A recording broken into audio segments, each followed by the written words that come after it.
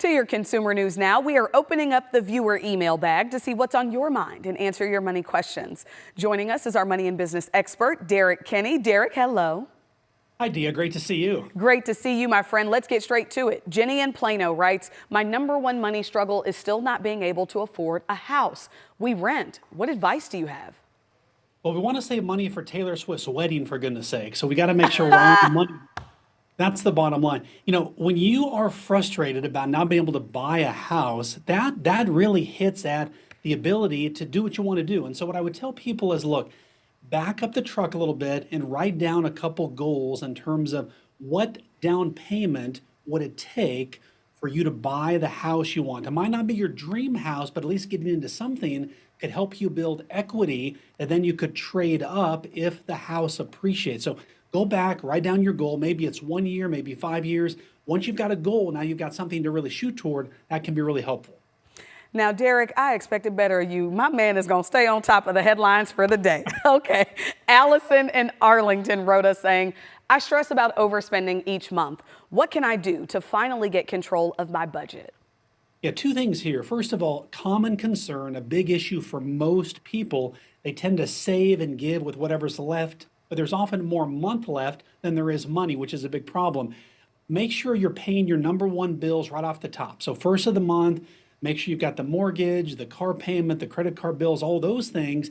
And then you want to do even an envelope system or some kind of a budget where you say, look, midway through the month, how am I doing? So you're not surprised. But this could be a moment where you say, look, it's not about saving more and cutting my budget. It's about making more money. Can you, in your current job, help the company make money, save money, be more productive? Could be a path to your next raise more than 4%. You know, you are already on the road I'm about to travel down. Brian in Dallas writes, I want to know what my next step should be right now to earn a higher income. Yeah, Brian, great question. And it's something that many people think about a lot. And people are fed up. I mean, people are either told you're not getting a raise right now, settle for the 4%, be happy. The problem is if I'm going to go to Chick-fil-A, those Chick-fil-A sandwiches are increasing more than 4% a year. I can't keep my lifestyle, for goodness sakes. You've got to find ways to be creative. So ask yourself in your current job, can you make more money? If not, can you launch a side hustle that's simple?